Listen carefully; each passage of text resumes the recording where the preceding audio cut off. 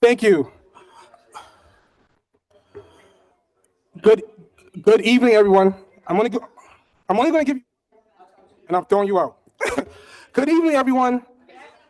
Good evening, everyone. I cannot start until I have 6 members of council present. Once I get the 6 members of council present, we will begin the meeting. Thank you.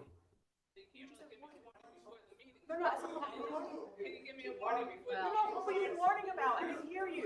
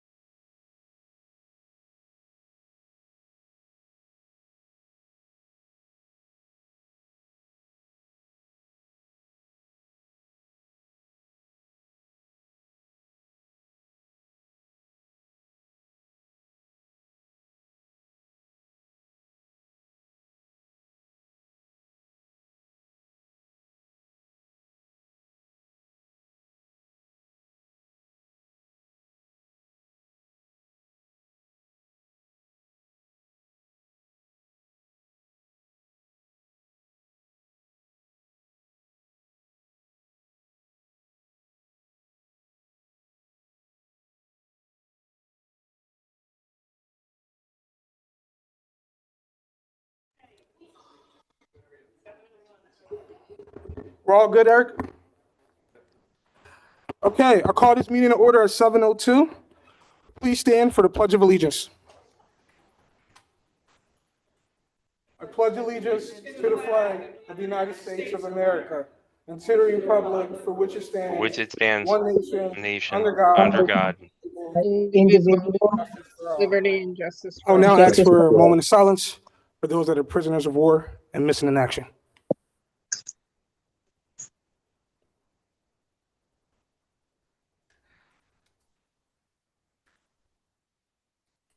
Thank you.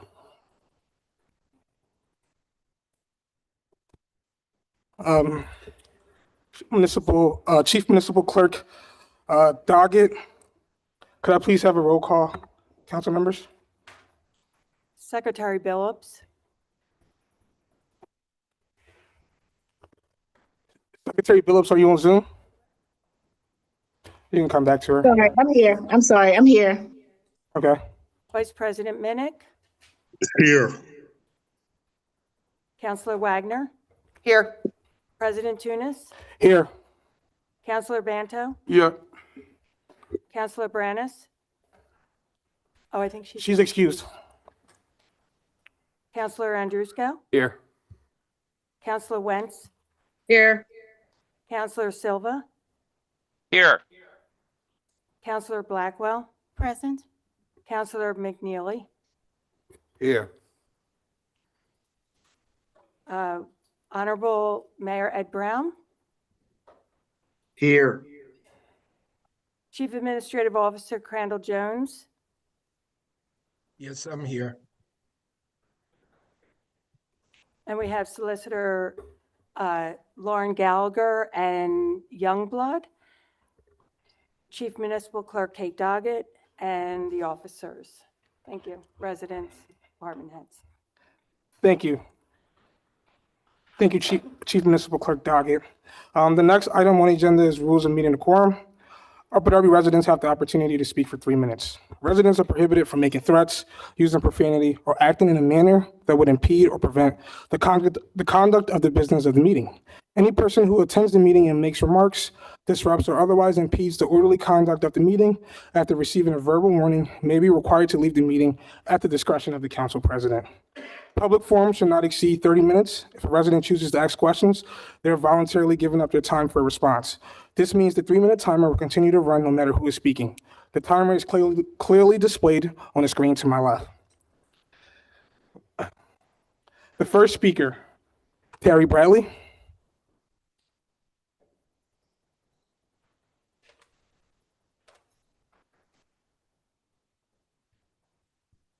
Congratulations, President Tunis. Thank you. Good evening to everyone. Terry Bradley, Drexel Hill, Pennsylvania. At the previous hearing with the solicitors, Ms. Gallagher, the solicitor, stated that a nuisance section of the Property Maintenance Code was enforceable in Upper Darby Township and were reviewed for application and enforcement of the law as relates to property maintenance and public safety issues. What she failed to say was that there are specific nuisance codes that apply here, and the definition of what that nuisance is. So I am here before council. I have put this in writing to a letter to the solicitor and also to everyone on council to enumerate the multiple incidents that have happened regarding these hazardous trees just on Morgan Avenue. This doesn't include Drexel and Lindale. A limb fell and shattered the window where my child slept. You'll appreciate that now, President Tunis, now that you have a baby. Dropped limbs on school buses where children were inside as they drove underneath the road underneath these limbs. Limbs so large they resulted in a totaled car, one of them owned by the owner of the tree. Gashed hoods of cars that were driving underneath the tree. Damaged fences, killed landscaping, 3 pines, 2 rose bushes, several 75-year-old rhododendron, azaleas, multiple small plants, gouged roofs, gutters damaged beyond repair, siding knocked down. And as for nuisances regarding interrupted services, internet services repeatedly interrupted due to limbs falling on the lines, where the companies had to come out and fix them. Electrical services repeatedly interrupted due to limbs falling on the lines, with food and medicine needing refrigeration that were damaged. And gas lines needing to be inspected due to limbs falling too closely, public safety measures. Since this meeting, I have filed 10 right-to-know requests regarding trees that have been removed previously because they were diseased. I was a witness to it. I've been here for 22 years, and I saw them, and I saw the township officials order them removed. I asked for right-to-know requests on those orders, and I filed right-to-know requests on how many times the township has had to come out and remove a tree because it fell onto a street because the owner failed to remove it. There are plenty of council people who have taken tours. Mr. Andrusko, Ms. Billups, Ms. Wentz, several people already know. There are people here who are attorneys on council and who are also married to attorneys and adjacent to attorneys who understand the liability here.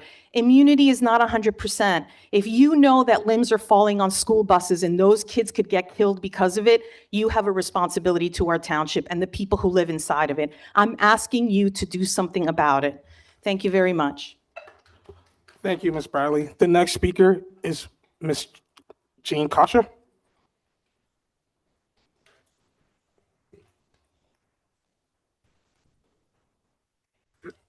Good evening, Mayor Brown, Council President Tunis, Council Members Seo Jones, and my fellow community members.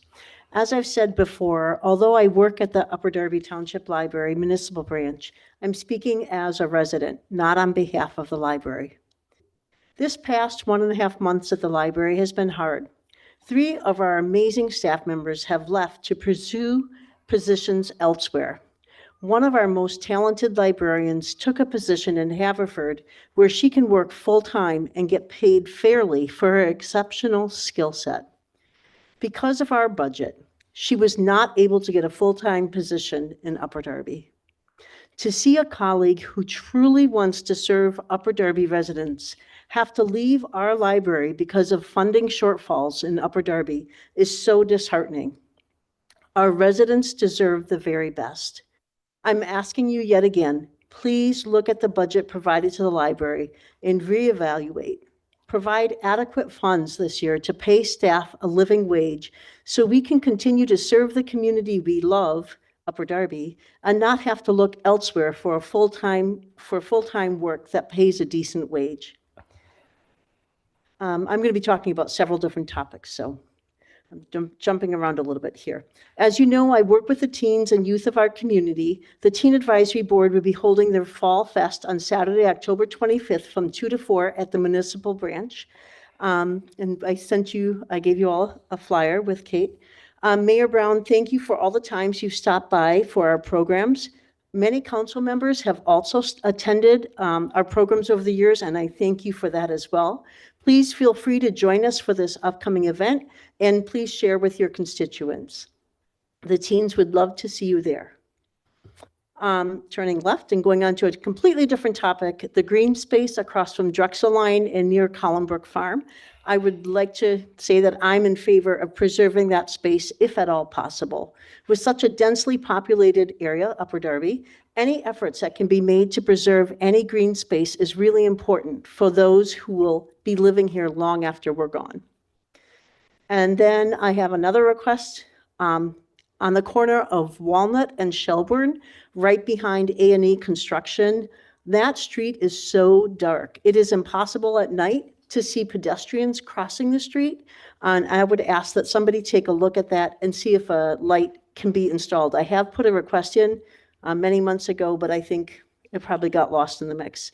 It's a busy walkway and there needs to be some more safety precautions there.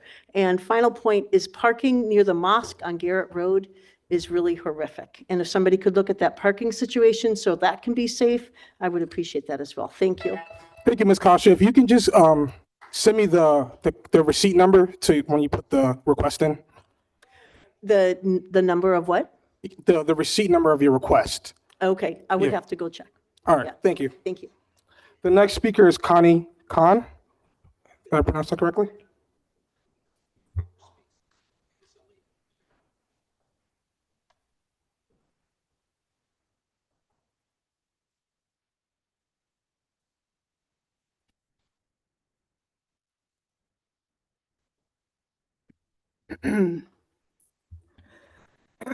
The MAGA short bus mentality and the pick-me's sitting in the back. And for the pick-me's, MAGA is never going to pick you because of the B word, billionaire. So we have this MAGA short bus driven by billionaire tech bros and private equity partners like Peter Thiel, David Sachs, Elon Musk, Curtis Yarvin, and others driving the short bus MAGA morons over the cliff. MAGA can't tell facts from fiction. MAGA are a bunch of racists with their coded language and racist dog whistles. Let's take crime as an example. Since I last spoke about MAGA murderous mouthpieces, Trump thumpers ambushed 5 police officers, killing 3, shot up a waterfront bar in North Carolina, 8 shot, 3 dead, in a Mormon church in Michigan, and then set it on fire. 4 dead, 8 injured. The short bus MAGA morons claim they aren't racist, yet they voted for and support a president who wants to bring back segregation. MAGA short bus people think it's a good idea to have a guy who was a heroin addict for decades and admits to having a brain worm in charge of our healthcare.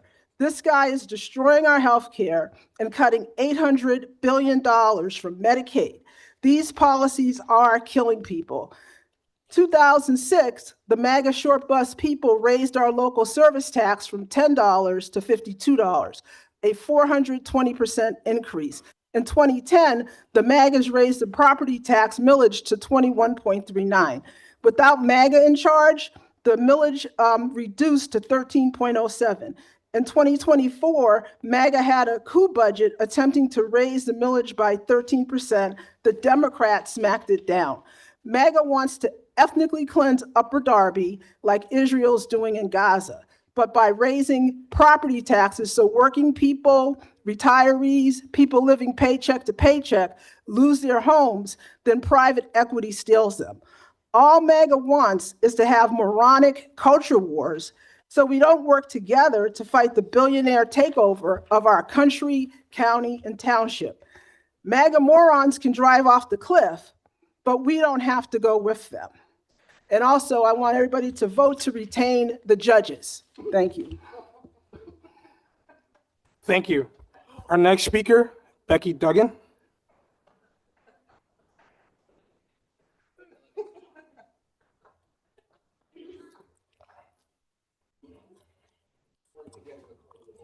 Good evening, everybody. Tax spenders. I guess I'm a MAGA pygmy moron on a short bus. I don't know what to tell you. I am short, so it's hard to reach the pedals, so that's why the bus has to be short, I guess. I'm assuming that's what she meant. So, I would like to address the wonderful job that I have seen the Upper Darby Police Department doing over the past several weeks at drop-off at Highland Park Elementary School. I have seen the motorcycle police pulling people over and keeping things in order. And I got to tell you, it was really nice to see, and I really appreciate everything that they have done. It was really great. So, you know, maybe hiring those extra few police officers maybe is helpful. Maybe they can dedicate more time to that. So that's really great. I'd like to see us get a couple more police officers. So I don't know about other schools because, you know, I can't drive the whole township at it's drop-off time. But that being said, I would also like to talk about the ordinance that came forward today, that's being put forward. There's nowhere in it that says how much we're leasing the property for. Is that in the budget? How much is it for? What's the lease amount? I see the term is 5 years to be renewed every year, or another 5 years. But what is the amount that we're going to be paying? And I also found it interesting that the people who own that property also are the people who want to develop the property in Drexel Line across the street, the Mazzino tract. They're the same people that own it. So I want to, you know, trying to find out what, you know, why do we need to lease that parking lot? Does anybody know why we need to lease that parking lot? Ms. Duggan, there will be a presentation for council and the public. I'm sorry, There will be a presentation for council and the public. it's going to tell me how much that we're going to spend? I'm not the one that did the presentation, so I'm not sure what they will tell you, but I'm sure one of my colleagues will ask that question. Okay, that'd be great because, you know, we don't have any money. I mean, and if you need more parking, maybe the little triangle you borrowed on Garrett Road, that could be parking. And, you know, pave it over and put a couple spots. But I don't know. But in my last few seconds, David, pay your taxes. I'd like to see Ed Brown pay back the $40,000 that he owes. And that's about it. Thanks. Thank you. The next speaker, Stephen Kahn.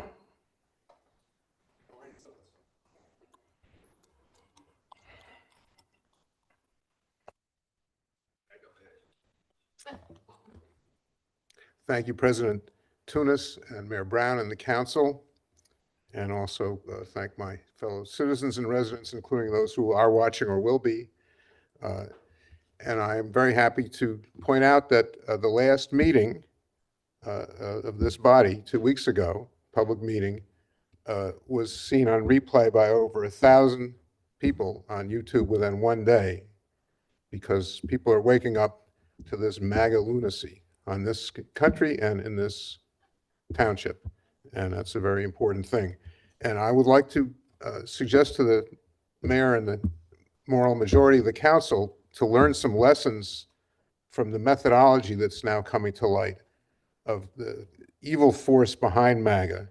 We've heard about some of the key apartheid oligarchs, billionaires raised under the tradition of South African apartheid, who use Elon Musk as one of their front men. Peter Thiel is the most notable one, and David Sachs, who's the special advisor to this president we have. And they are being seen by many, many experts on the medical field as a clear, and not just me, as a clear and present danger to the health and even the lives of Americans and the future of our medical science, as well as our economy as a whole. And I was reflecting on this process we had, the scene here coming to the fore over the last few weeks in the township hearings, in terms of the methodology of Peter Thiel and his apartheid colleagues who do not believe in democracy. They say democracy is incompatible with freedom, openly and publicly. And one of them designed the thing that Elon Musk was brought in to carry out, Doge, but he called it RAGE, retire all government employees and replace them with ideological fanatics. And I'm afraid we're going to see a lot more of that in the coming weeks and days. But another thing I want to point to is the methodology of this group, which takes their lessons from what was done in Nazi Germany. That's what Peter Thiel says. He is the leading promoter of the legal theorist behind Adolf Hitler, Carl Schmitt, and he has been for 20 years. And one of the things that Peter Thiel does, and admits it, is that he uses clowns as frontmen. I think that's a lesson we should learn here in the township. He said when he used Elon Musk as a frontman for building up PayPal, which then he came in and threw Musk out and took it over and made $1.5 billion for him and his friends. That's the beginning of his fortune. He said that Elon Musk was a clown and a buffoon after that was over, in which Elon Musk replied that he was a sociopath, which I think they're both right. And he's now doing the same thing. And I wonder if this is what we're seeing here in the flooding of this lunacy into the township. Take a look. time is up. The next speaker, Bob Yanturno. President, could I reserve my speech or my questions till the end of the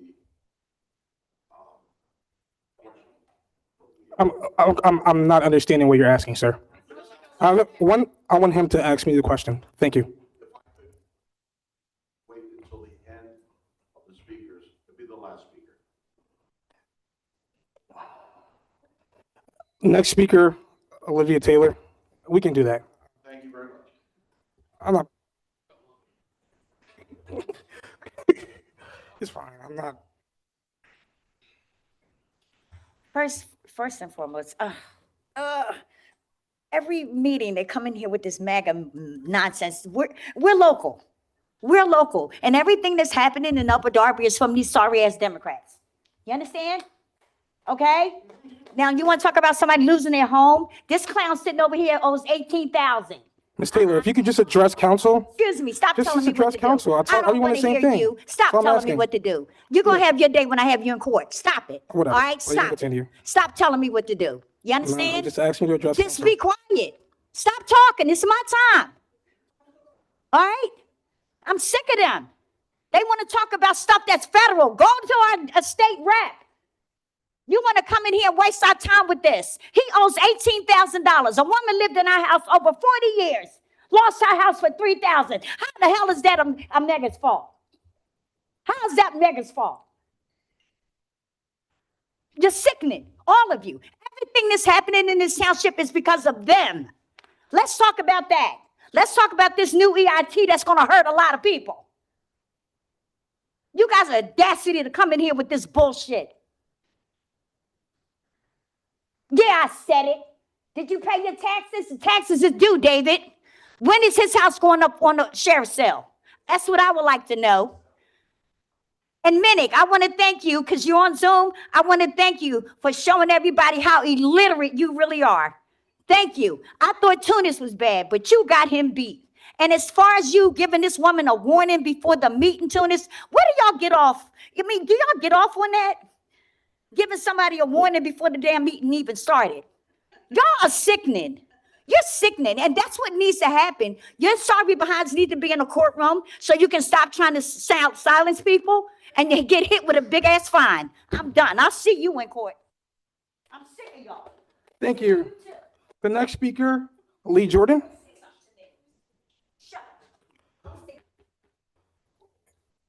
Ms. Taylor and Ms. Khan, this is your first warnings. If this happens again, both of you guys will be ejected, okay, from the meeting.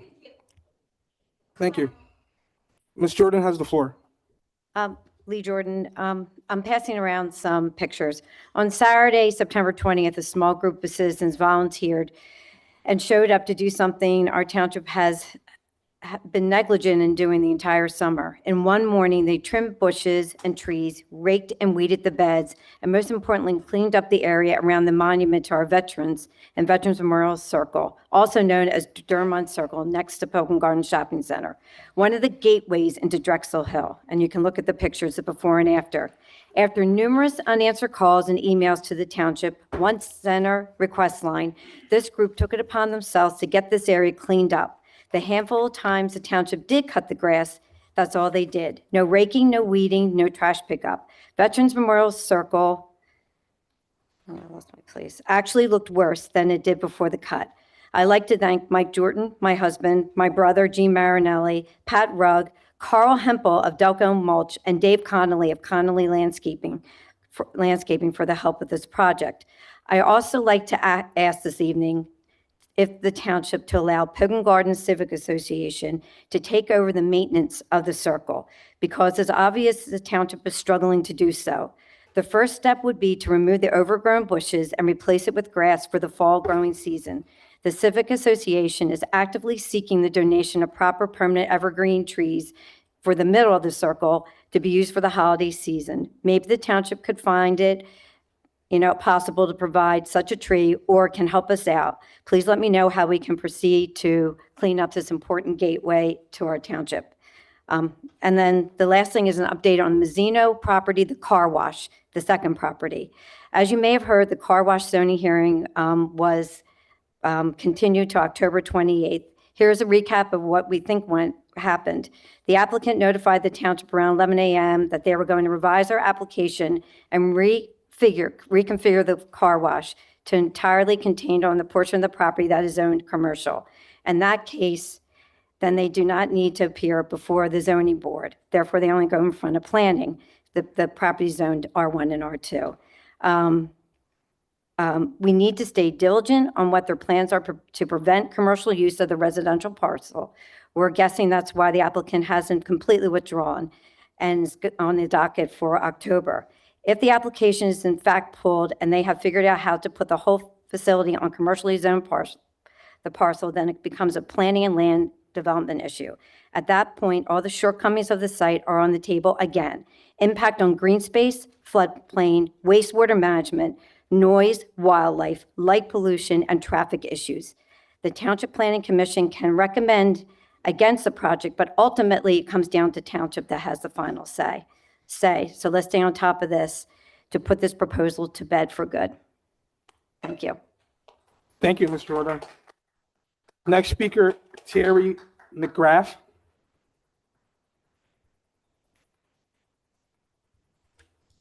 Hi, good evening, council members. My name is Terry McGrath. I've been a resident for 35 years, living near Collinbrook Farm in the corner of Sylvia Mansion.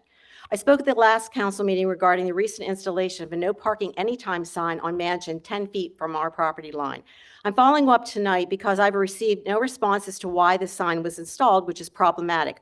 Our house is 73 years old, so in 73 years, what has prompted this sudden need to put up this sign prohibiting parking on our side of the mansion for the entire length of the block? This sign eliminates our ability to park beside our house at the entrance we use on a daily basis. It eliminates valuable parking for the patrons and volunteers of the Collinbrook Farm events and for parents attending school field trips at the property. The mail carrier and contractors have used this street parking. There are no other no parking anytime signs on the residential streets in our entire neighborhood except the school fire zone. So every other resident is permitted to use street parking beside their home except us. So normally a no parking sign is installed by Public Works to address safety concerns, necessitating a data gathering process to validate claims. No such actions have been formed, nor was our family, who was directly impacted, were notified. So here's my data. In our 35 years living here, there have been 0 accidents on our street. We've never been sideswiped. We've never been asked to move our vehicles. There are no driveways, no fire hydrants, no bus stops, no crosswalks, no blocked views. There is 0 traffic congestion. Emergency vehicles, buses, trash trucks, snowplows move freely. As I mentioned at the last meeting, our block is unique and that no residents park on the other side because the property sits high on a hill with no street access. On all other streets in our immediate neighborhood, the residents park on both sides of the street. Fun fact, the lanes on Township Line Road are 10 feet wide. In comparison, there is at least 16 and a half feet clearance when our vehicles are parked on Mansion. Since there are no identifiable safety issues surrounding our using Mansion Street parking, and we can't seem to elicit a response from everyone, the only logical explanation as to why this sign was installed is to pacify our neighbor who's been harassing us about my son's truck. My son lives with us. We've received typed anonymous letters and been reported to the Zoning Commission for running an illegal landscaping business. We've successfully refuted those allegations and have shown that my son's truck is legal under the UD ordinance. It's 1,300 pounds under the limit. My neighbor attempted to dictate to the Zoning Commission that where she would park, basically agreeing he would stop the harassment if we parked on Sylvia or in our driveway. First, we rarely use our Sylvia Road entrance to our house. We have multiple vehicles, and we don't park on Sylvia because it causes difficulties for our neighbors getting in and out of their driveways. So when the neighbor couldn't get any satisfaction that we were parking illegally, he somehow requested the sign to make it illegal for us to park. This neighbor even started tending his sign. He trimmed several small branches around the sign. I observed him shaking the sign one night, seeming to make sure it was secure. He called the police on us between 9 and 9:30 at night to report illegally parked vehicles. Who this late at night is out observing illegal parking in front of someone else's house? We are being punished for having done nothing. Thank you, Miss McGrath. Okay, yeah. Thank you, Ms. McGrath. I know you and I spoke about this prior to the meeting, and I will reiterate what I said, and I do mean it. I'm happy to come to your house next week and come to a reasonable, understanding or conclusion to this. I completely understand your concerns, and I will. Ms. Jordan has my both my cell phone number and my personal email address, so please reach out to me, and I will come to your house next week. Can anyone from the administration just follow up with Ms. McGrath while she's here? Mr. Tunis, there have actually been several members of the administration who have been involved in this. So I will keep them. Mr. Martin's been involved in this, so I will keep them in the loop after the meeting with Ms. McGrath. Yeah, if you can also just loop in all council members at large. 100%. Thank you. Mr. Richard Bly?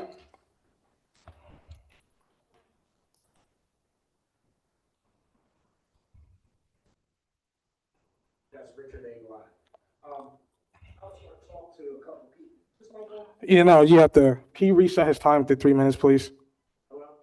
Yeah, the button's still red. I think you have to just click it. Eric, can we just have a double check, look at the microphone?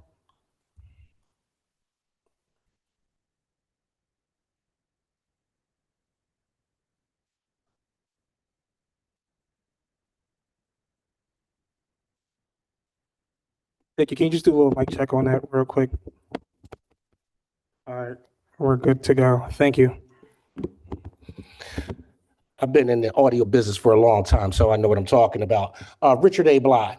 There are several people here, as far as elected officials. You aren't here. I came here to address you personally, so I'll check you out the next time that I see you when you are physically present. Mr. Myron McNeely, 3 years ago on September the 28th, you gave an impassioned speech about freedom of speech and how your freedom of speech is not dictated by anybody on council. And even though that people may say things against you or things that you don't like, people have the freedom of speech. 3 years ago, you made an impassionate plea up here for freedom of speech. I want to ask you one question. Do you still believe in that now? Yes, I do. Thank you. So with that being said, why is it that this council, after this person who's been appointed, has still stopped people from expressing themselves, namely myself? Why was it that I, as a foundational Black American with historical reference to this country, has to come up to this platform and air you guys out about my freedom of speech? Why? Because I come from a long strine lineage of Black people that don't give a damn about what you liberals have going on, whether it's in the audience or you guys sitting up here. You need to understand that the history of who we are is the ones that dispatched you. And when I said dispatched you, we took you out of here. See, this is why you don't want to know the history of the true foundation of Black men, because you know that we will kill and destroy any foundations of real racism. You don't understand the history, but you're going to learn the history. Let me talk about something that I really came in here for. You guys don't support your police. You don't. Your police every day are getting cussed out, being called dickheads by the youth while they steal. Yeah, I'm in the Wawas. Ask your cops. Ain't gonna be no missing morale tomorrow because guess what? They know I'm telling the truth. I'm in the 6, coward, where you're not. I'm in the 6. The cops see me every day. And when they see me, you know who's involved with getting the youth out of the Wawas and out of the fresh grocers from stealing? This black man right here, not you. When I walk around in the community, David Banto, they know who you are, but they know you a punk coward. They know you ain't live up to your promise. And like I told them, you're definitely a punk coward because all you do is abstain when a real, true, foundational black man, American black man is speaking. You have the nerve and the audacity to question where I stand when you come from nothing, just like everybody else. You are not that strong, and you're all the way wrong. Let me get something straight with the rest of you. Be careful for what you wish for in this period of war. Next speaker, Joanne Namavong. Did I pronounce that correctly? Pretty close. We're trying to get it right. You're good. Joanne Namavong. So I just have a quick question, and maybe somebody can address it later when you do the resolution. Rajwinder Morari. What? Oh. Yeah, it's 6 people to start the meeting. No, you have to have. I'm sorry. There has to be 6 members of council in the room to conduct business. Just 2 minutes.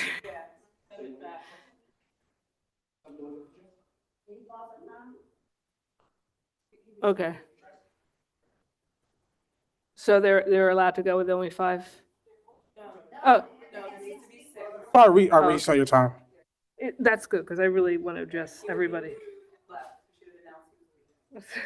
There are several members of council on Zoom, but there's only 5 in the room currently.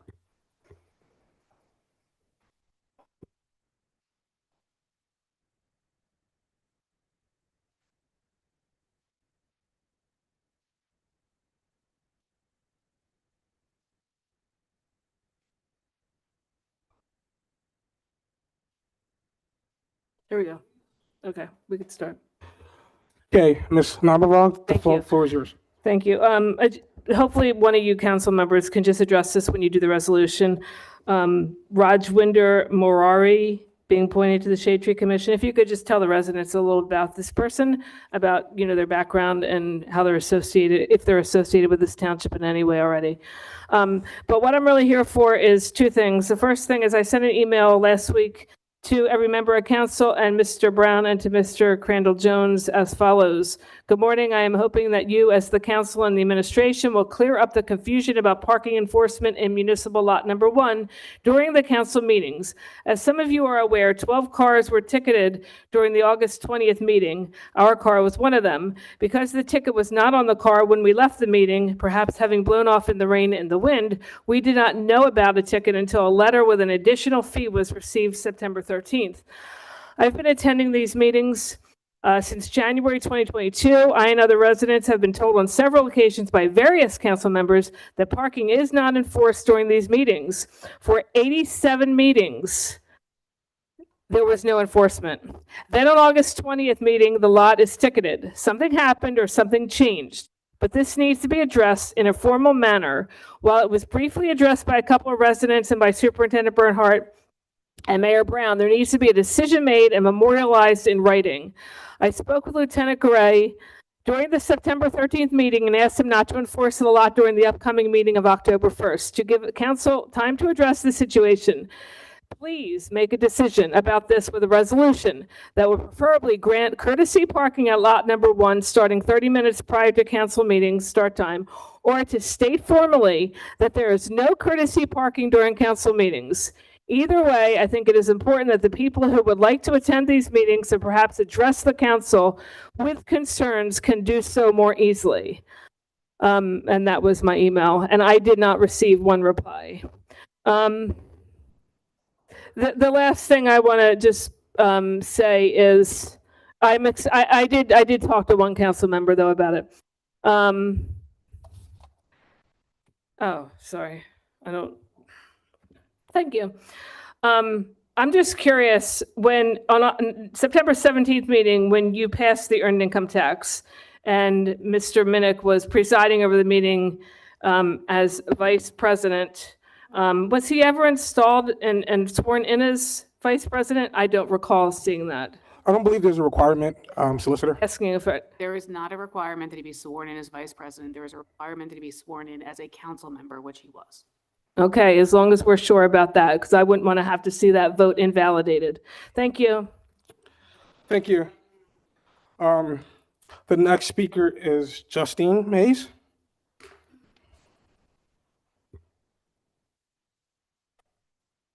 So I just want to let everyone know, when you come up here, you do not have to give your address. That's true. Last meeting, it was stated by one of the solicitors here that you state your name and your address. You do not have to give your address or tell people where you live. Now, you can state your name for the record, all that junk. However, you do not have to state where you live for safety reasons, just letting everyone know that. So just putting that out there. Second, earned income tax. All right. You guys know how I felt about that last week or 2 weeks ago, whenever that was. But the most egregious thing was when 4 council members decided to vote at the beginning of the meeting to not give us our 3 minutes, or the remainder of people after the 30 minutes to not give us 3 minutes to speak. One of them was Jess Brannish. She's not here tonight to speak for herself, whatever. Who else was it? David Banta, who owes taxes, even though he voted to tax his district, which is the poorest district. But I'll leave that one alone. All right. And who else voted for it? My district, which not surprising because, and then we know Minnick did, but he's a clown and he's not, I don't care. So, and then my district voted against us speaking, after he just said you had a passionate speech about freedom of speech, and you had the nerve to vote no against the rest of the people having their 3 minutes to speak. You don't have to like everyone that speaks. You don't have to like what we say about all of you. However, we have that right to speak and air out our grievances. That is the whole point of the 3 minutes. That is the whole point of having that freedom of speech that those 4 decided, which I find it ironic, that those 4 decided to say no to. Especially Minnick, Banto, and you, McNeely. Don't forget who you are while you're out here voting against people's free speech. Yeah. Don't forget the suit you have to wear every day and what people see when they look at you. And you know what I'm saying. More on the earned income tax. I find it ironic that you guys started at 1% and exemption is given to home rule charters on going over 1%. You know who has a home rule charter? Upper Darby. So does Philly. So you guys can go as high as you want to. But remember, be careful what you wish for, as the other guy said. You're going to tax people who have nothing, especially with a township that has a big immigrant population. You think it's cool to tax them when we're just trying to survive out here. All of you are despicable, and I've said it again, time and time again. And we need a cleanup in the 510. Thank you, Ms. Mays. Mr. Yanterno.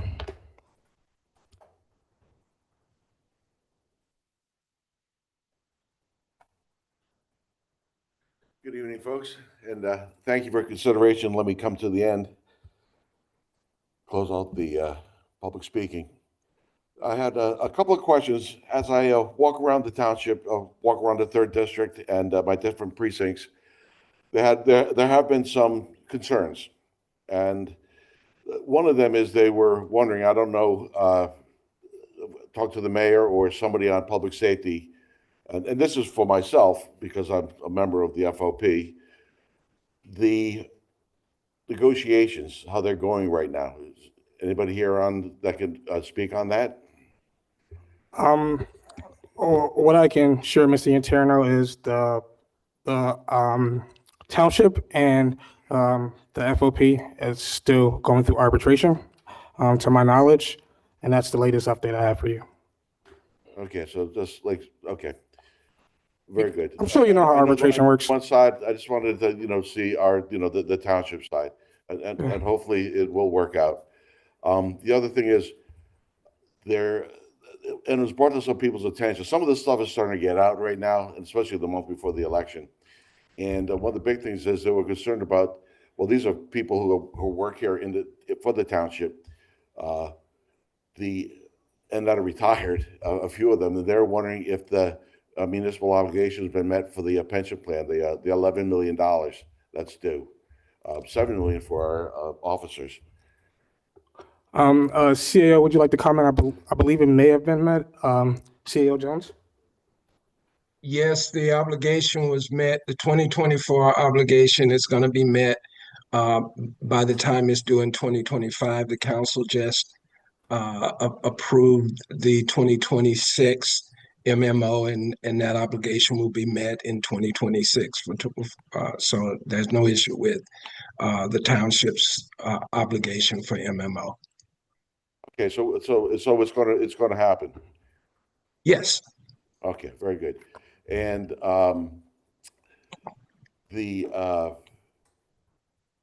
well, I wouldn't even, I know there's stuff going on with the budget right now. We'll wait and see what happens with that. But my last few minutes, just to let you, everybody know that, you all know that I'm running for the 3rd District. I have a young lady here tonight, Dr. Krista Gall, she's running as treasurer, and Dave Schaefer, who's running in the 1st. And love to invite you guys out to meet the candidates tomorrow night at Hannaran's at 6 to 8. Alcohol, or if you don't drink, food, and just understand that we're regular folks too. We're residents, and just have an opportunity to meet the people. Thank you. Thank you. That concludes the public forum. The next item on our agenda is the approval of minutes. Is there a motion on the floor for council to consider to approve the September 17, 2025 council meeting minutes? Motion. Motion made by Councilor Wagner, seconded by Councilor Blackwell. All in favor? Folks at home? If we can just hear folks on Zoom one more time. All in favor? Aye. All right. Passes unanimously. The next item on the agenda is the Honorable Mayor Edward Brown. Thank you. Can you hear me? Yes. Good evening, President Tunis, Vice President Minnick, Secretary Billups, Council, Administration, and the taxpayers, citizens, and residents of Upper Darby. Thank you for allowing me to address you virtually tonight. Vice President Minnick, Secretary Billups, CAO Jones, and I are in Erie tonight attending the 2025 Pennsylvania Municipal League Summit and will be here for the rest of the week.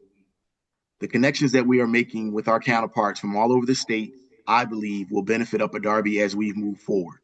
Crandall and I are looking forward to the honor of speaking at the conference on Friday about the dynamic and collaboration of an elected mayor and appointed CAO working together in a municipality.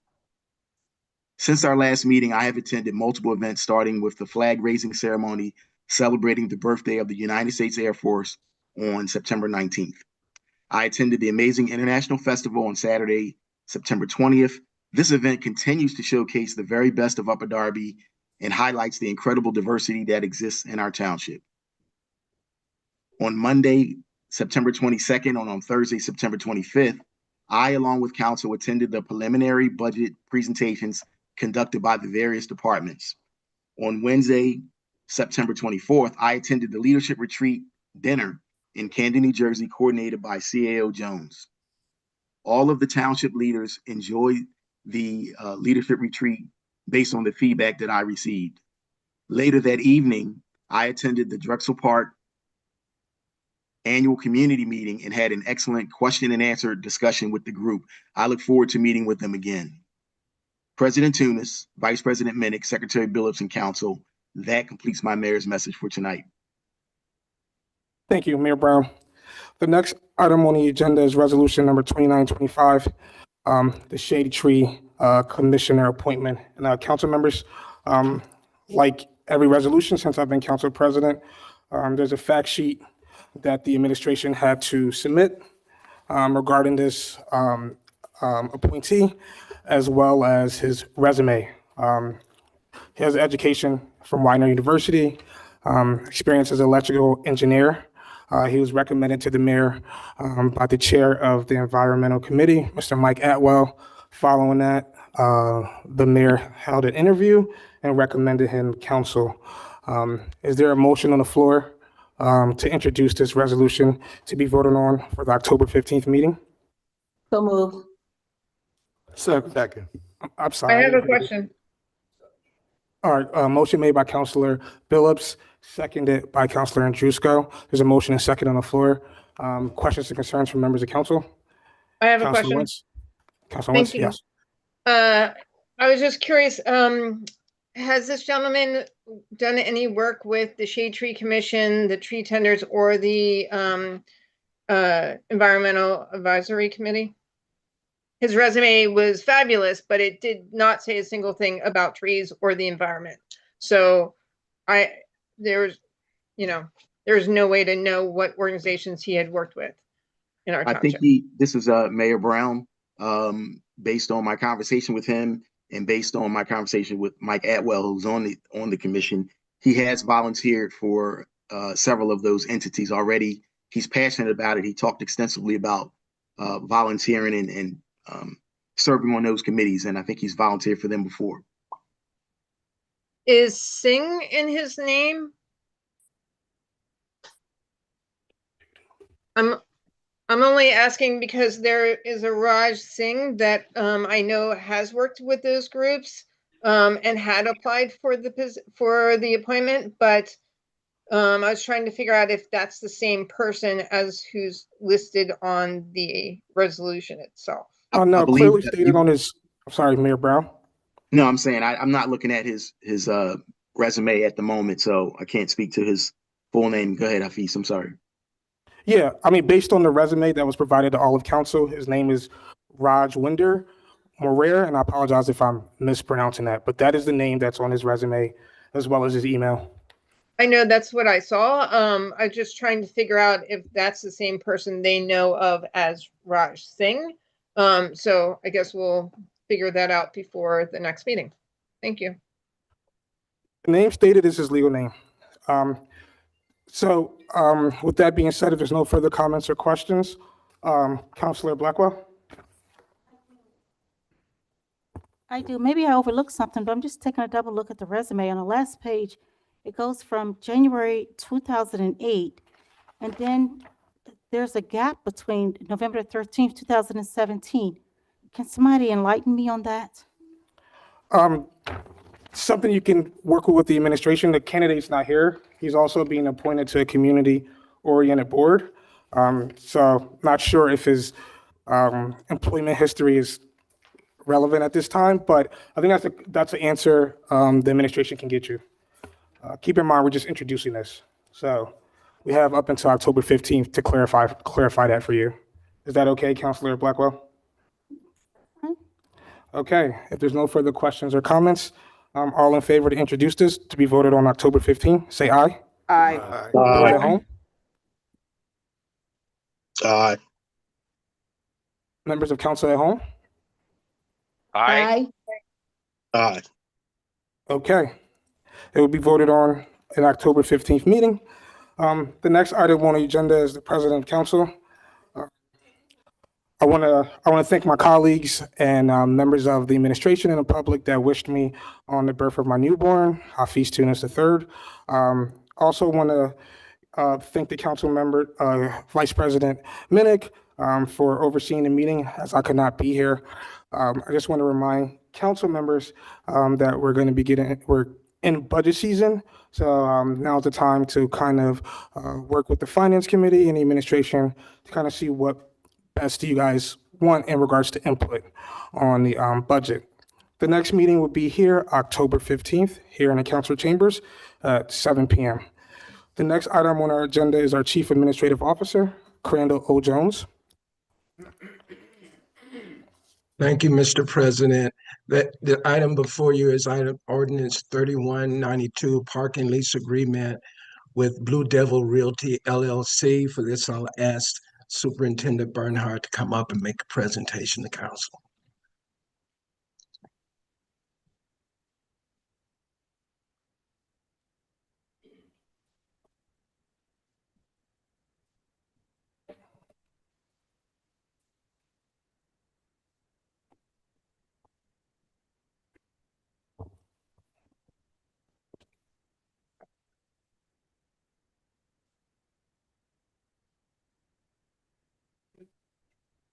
Good evening, Mayor and all of council. CAO Jones. This ordinance, the Upper Darby Township Parking Enforcement, a division of the Upper Darby Township Police Department.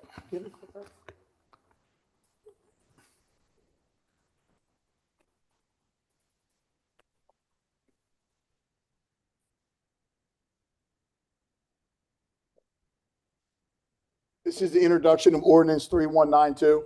Upper Darby Township is seeking to establish a partnership with Blue Devil Realty LLC through a lease agreement for the property located at Artillery Brewing, 4221 Fern Boulevard, Drexel Hill. The property consists of approximately 20,400 square feet of paved asphalt, accommodating 33 parking spaces.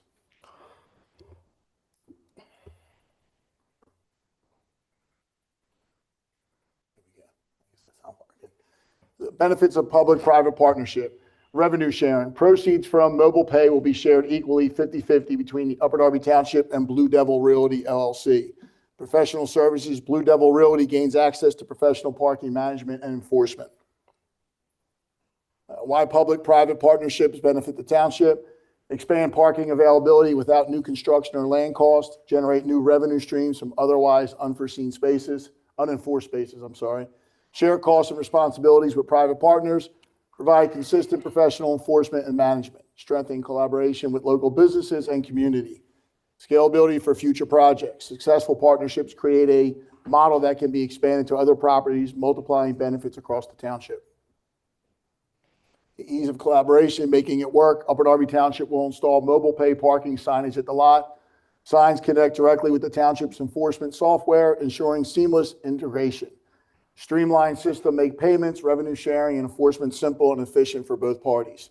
And on the screen, that last one, is the signs that will be posted on the property. With that, if there's any questions.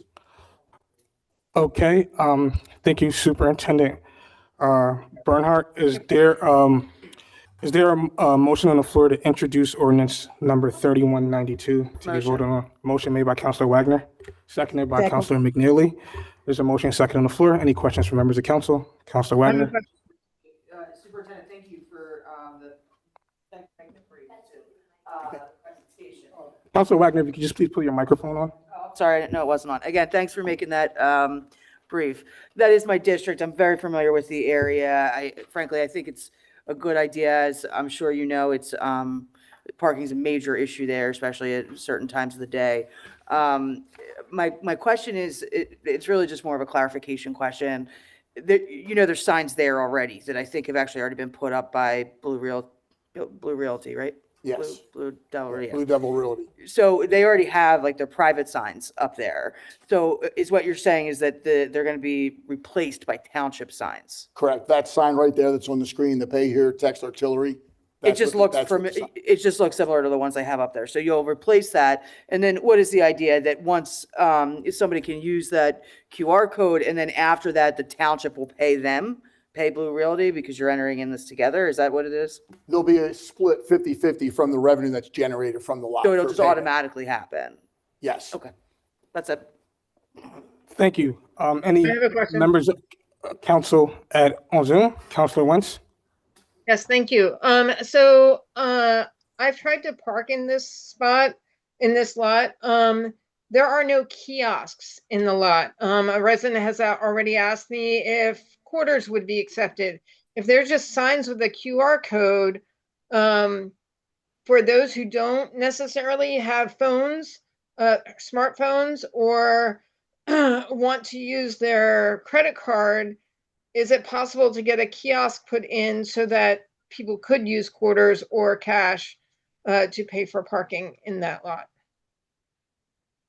Apparently, there's not that option. That's something that maybe we can talk to the property owner and see if that's something, again, that would be a cost to put that kiosk in. I realize it might be a cost to put in, but I think that the benefit would allow for more residents, more, people who are coming there to park there, based on the convenience side of the equation.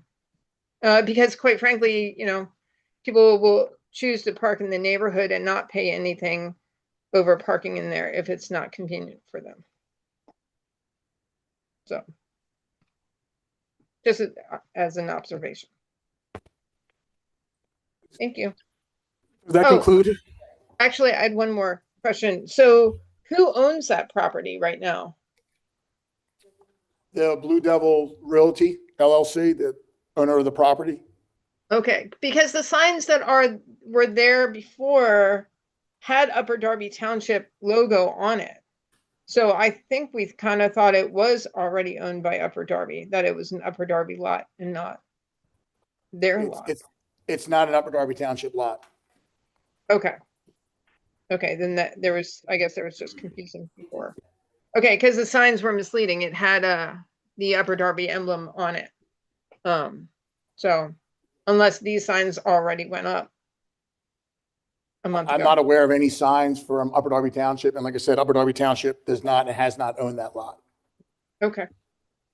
Okay, thank you. Absolutely. Thank you, Councilor Wentz. Is there any further comments or questions from members of council? Seeing none, I will now ask, I'm sorry. Ms. Namadov, he answered it. It's a revenue 50-50 share.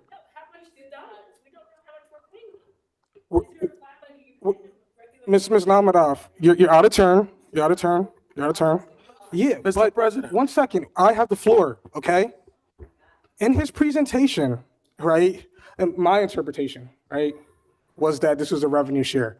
Superintendent Bernard, can you clarify if we're paying the Artillery Brewing Company or the Blue Realty anything, or is it the terms of the lease is what? We are not paying anything. We are not leasing the property. I think, are there any further? Can I clarify this, just because this is what I think the issue is, just so I could bring it down and everyone can understand it. My understanding, Superintendent, is up until now, the signs that were there were going directly to Artillery or to the Blue Devil Realty, correct? There are parking signs there now, and I believe they were going directly to that LLC. Correct. And it What was this Blue Realty signs. Right. So what this is going to do, it's going to be the same amount, the same parking, the same. It's just that the township's now going to share and get half of the revenue from it. Correct. This is a lease agreement for the sharing of the revenue. We are not leasing the property. So we're not leasing it. It's not going to be part, but I think it's more that Upper Darby can enforce it. I think is what we're doing, and I think that's what it's coming down to. So there's going to be no additional money. I think what my understanding is that it's just that the township's going to be sharing it now. Correct. So basically, the township's going to get more revenue from it. Correct. Correct. Yes. Okay. Councilor Banto? Councilor McNeely? Okay. Thank you. If there's no further questions or comments, I'll now ask for a roll call vote to introduce this for the October 15th meeting. Secretary Billups, Yes. Vice President Minnick, Yes. Counselor Wagner, Yes. President Tunis, Yes. Counselor Banto, Yes. Counselor Brannis is excused, Counselor Andrusko, Yes. Counselor Wentz, Yes. Counselor Silva, Yes. Counselor Blackwell, Yes. Counselor McNeely. Yes. Passes. Thank you. We'll be voting on this on October 15th meeting. The next item on the agenda is the solicitor. If there's no further questions or comments for the solicitor, we'll now be moving forward to the next agenda item, which is old business. I have small business. Small business or old business, sorry? I said old, but Okay, Councilor Wagner, McNeely, we'll go from there. it's definitely not small business. I can tell you that. I actually also don't know if it's old or new. I think it's part of both. I have two things. Number one, Ms. Jordan, just because I couldn't answer you earlier, everything with the Dermont Circle, I've tried to do what I can, and I really appreciate your passion and your care for that area. I've done what I could to get the township to come out there. But I really appreciate what you're doing, and I personally want to pledge to you that I will contribute to a monthly,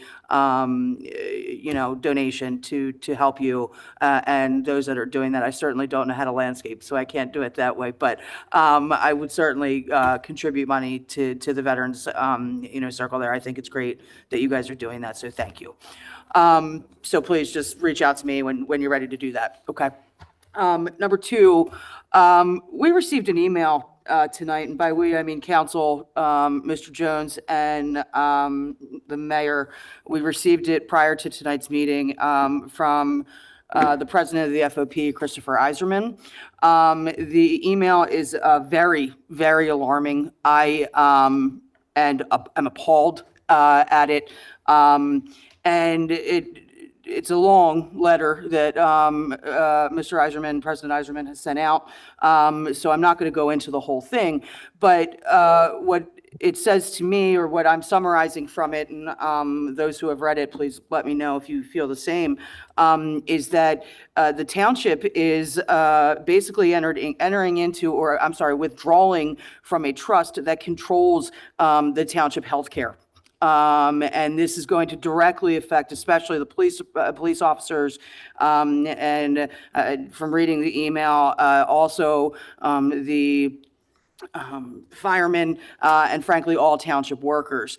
My understanding is that this withdrawal from that trust is going to cost the township $4 million for withdrawing early from it. And in addition to that, the employees, and I'm specifically talking about the police officers only because it came from the FOP, are going to have subpar health insurance as a result of what they have now. I, first of all, am infuriated that I'm learning about this from the FOP and not from the township. The fact that this was hidden from us says to me that you know what you're doing is wrong and you shouldn't be doing it. And I have to learn this from an email from the FOP, I think is absurd. I'm actually very upset that the mayor and the CAO, specifically the CAO who the letter was addressed to, is not here, because I demand answers to this.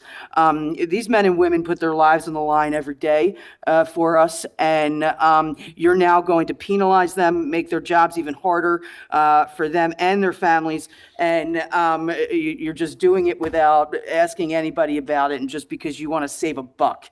Well, it sounds like you're not going to save a buck if withdrawing from that that trust is going to cost $4 million. And I think, knowing where the trust is held, I think this is completely a political move, which you should be ashamed of. And further than that, do you like getting sued? I mean, I just really, really want to know, do you like getting sued? Because I'm frankly sick of it. And I know Christopher Eiserman. I know the people in the FOP. They don't do this haphazardly. They're not just sending it out, on a whim. You're going to get sued. It's going to happen. And I'm frankly sick of the township having, and the residents of this township having to, pay for all of these lawsuits just because you want to do whatever you want. And the bottom line is, I think the courts have told you time and time again, you can't do whatever you want. So I'm calling on the township right now to not do this, to listen to the email that was sent by President Eiserman. And frankly, if you end back up in court, you're going to end up back in court. But yet again, your transparency that you love to claim about is not so transparent, is it? That's what I have to say. I'm sure you're not going to listen to me, and other measures will have to be taken. But I thank the FOP for reaching out to us and letting us know, because one of the questions in that email or that letter was, is Township Council aware of this? I can tell the FOP right now, I can answer that, no, we were not.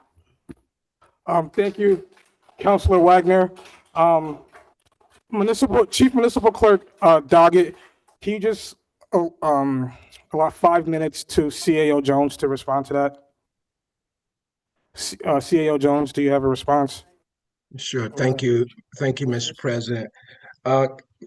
Councilor and the rest of council, I want to say very, very clearly that there's been a misrepresentation of what's happened. There's absolutely zero change in the health program for the township, for the firefighters, for the police. What we did is what every local government has a right to do, is to evaluate benefits brokers. So we didn't change the health plan. We recognize and know that as a part of our labor agreement, we can't change the health plan, and there was no effort to do that. Changing brokers means that we're changing the administration of the process of it, because we wanted to evaluate benefit plan design. We wanted to evaluate how carriers are selected and negotiated. We wanted to evaluate the support for all employees, including the fire and police, in terms of the administration of benefits. We wanted to evaluate compliance and regulatory guidance related to our benefits programs and our offerings for healthcare. We certainly wanted to look at cost and risk management, and then just management of the program overall, including coordination with health carriers, pharmacy benefits, dental and vision providers, and as well as telehealth providers.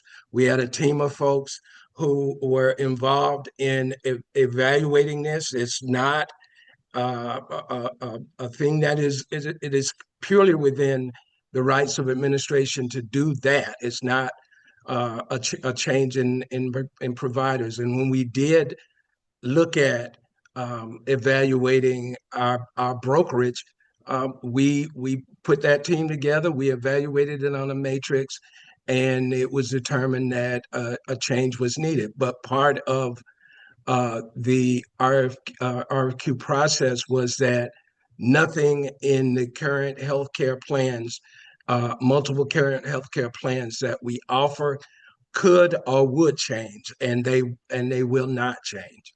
I understand that change, and even looking at change, is difficult, but as we have shared with the FOP, as we have shared with the IAFF, as we have shared with everybody else, that we are not looking to change healthcare coverage provided to any employee in the township, but we are looking to improve the service of the brokerage that and the support services and the information services that we're providing. We received a letter. When you received a letter, we were talking about it with the solicitor. We will have a response to that letter, and we will also have a report for council in executive session prior to the next council meeting. As per usual, that was not an answer. Crandall, or Mr. Jones, I'm going to ask you though, because you didn't address really anything I said. Is it going to cost $4 million to withdraw from that trust? I don't believe it is. I've never heard what they're alleging, and that's part of what we're evaluating. I got the letter like you did. And okay, well, I would urge you to make sure it's not going to cost the township $4 million to withdraw from that. Absolutely. Thank you. Councilor Wentz? Yes, a couple of things. Councilor Wagner, thank you for bringing this up. I did not get that email. Please forward it to me. I'm very horrified by what you've indicated is in that email. And I also wanted to say I was late on hopping on when you asked about solicitors.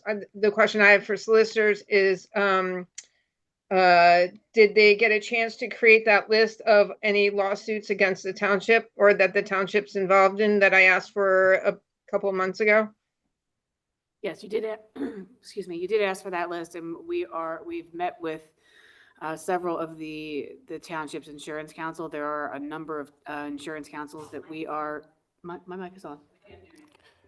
Her mic is on, and please do not talk from the crowd. Thank you. Anyway, I'm sorry. Solicitor Gallagher. I apologize. We have met with several of the insurance council that the township uses. We have not been able to meet with all of them, so we are continuing to compile that list. It is in progress, and we do hope to have that to you, hopefully by the end of the month. But like I Okay. said, we are working on coordinating that. Could you actually send us what you have, and with the concept of more will be added later? We'll get something together. Right now, I have, it's really just notes that I have. I haven't put anything in digestible form for council. I'll put something together, though. Fabulous. Thank you so much. It's a lot of attorney notes that are just abbreviations, so. Thank you. There's no further old business. I will now move forward to new business. Oh, Councilor. Thank you, President Tunis. So I just want to take this time to thank the Islamic Center. On the 21st of September, I had an opportunity to attend a barbecue and a community appreciation program in the 6th, and it was fantastic. So thanks to Siddiq for the invitation. We need to do more of these things. Thank you. Thank you. There's no further new business. I have one more. Sorry. I haven't. Councilor Wentz. Yes, sorry, thank you. And actually, Councilor Bantos, thank you for mentioning that. I also participated in the barbecue that Sunday, and it was a fabulous event. I got a chance to speak to many residents and non-residents, and it was a great event, and I'm really glad that they had it. So yeah, I just wanted to throw that in. Thank you. Real quick, so I also want to thank Councilor Murray. He was there to support, the program, and my guy right there, Noah, thank you for coming. And Don Few was also there. Thank you. Thank you, Councilor Bantoff. There's no further new business. I will now ask for a motion to adjourn. Motion to adjourn.